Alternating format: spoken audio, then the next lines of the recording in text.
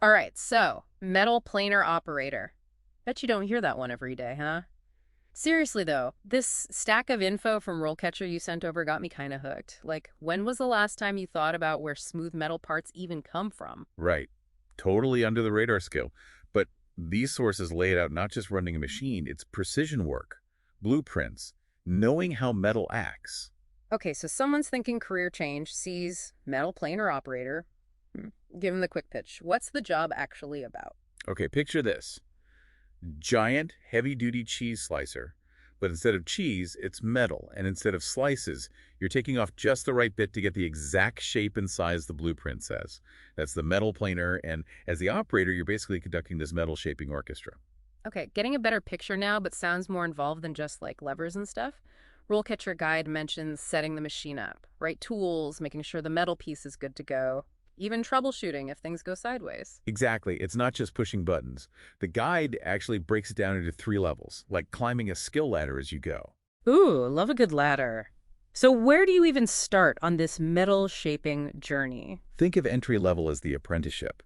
You're assisting the pros, learning to read those blueprints. They're like the instructions for each part. And it's super important. Safety, safety, safety. It's drilled into you from day one. Makes sense. Heavy machinery. Gotta be careful. So you've put in the time, learned the ropes. What's the next step up? Next, you're the junior operator. More responsibility, doing more yourself. Now you're setting up the planer, fine-tuning the cut, even doing some basic troubleshooting when things get finicky, like apprentice to journeyman. You've got the core, and you're building on it with each job. Okay, feeling more capable just hearing about it. But gotta ask, what's the top level senior operator? You're like the metal planing Yoda then, right? Pretty much.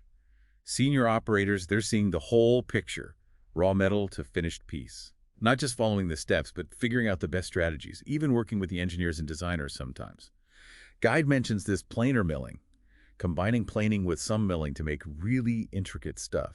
That's the high-level stuff senior operators are doing. Whoa, planer milling sounds intense. So good pay, job security, that feeling of making something with your hands. Any downsides we gotta talk about? Okay, so last time we were talking about all the good stuff, the career path, how satisfying it must be to do that work, but, wouldn't be a deep dive if we didn't get real. What about the tough parts? Well, you mentioned one earlier. Big machinery means safety is huge EE. Yep. But also the guide's pretty upfront. This is physical work. You're on your feet a lot, probably lifting, moving heavy metal. And the environment. Hmm.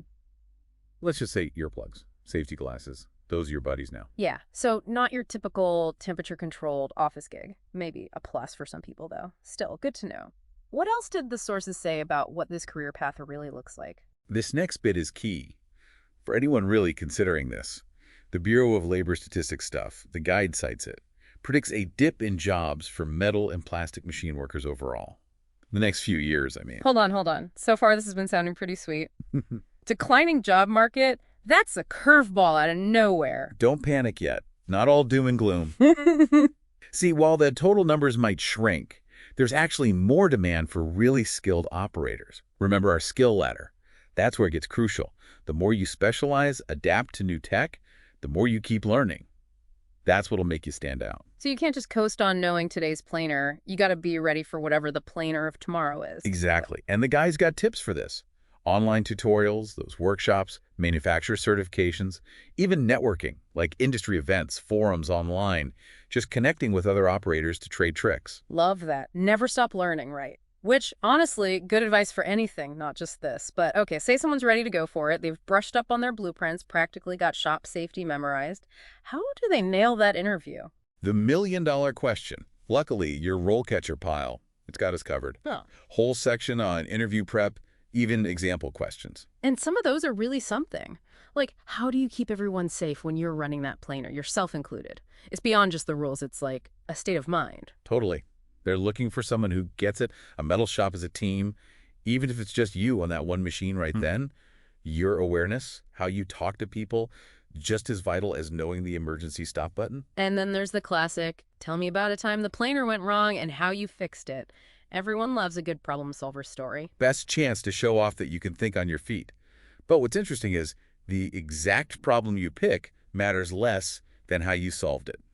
Did you stay calm, break it down, try things out, or just start hitting buttons hoping for the best? So it's not just about I'm the hero. It's about proving you can handle the curveballs this job throws at you. Key takeaway. And honestly, true for any job out there.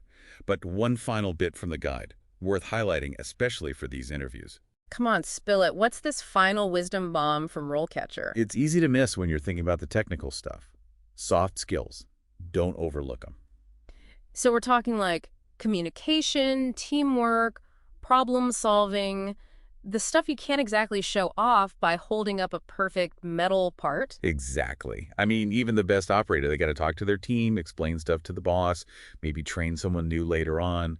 The guides are clear. Employers want the whole package, not just someone who can work a machine. Makes sense. And it's a good reminder that those soft skills, they're just being human, right? Helps in any job, any part of life, really. Totally. And you can work that stuff right into those interview answers, even when they're asking about technical things. Ever have like a miscommunication that almost caused an accident? Talk about how that made you a better communicator, more careful. Oh, smart. Turn it into a positive. Okay, we have covered a lot about metal planer operator. It's really cool to think about. Like, most people never even consider this whole career path. We see smooth metal, we don't think about the skill behind it. It's like anything else. The more you know how it's done, the more you appreciate it. And that's what I love about these deep dives, not just metal planing. It's about opening your mind up to different work, different skills. Maybe you even find some hidden talent you didn't know you had. Absolutely. Who knows? Maybe someone listening right now, this is their aha moment. They're meant to be shaping metal with crazy precision. Or, hey, maybe they just look at the railing on the stairs different next time they walk by. Either way, it's about seeing things new, right? Exactly.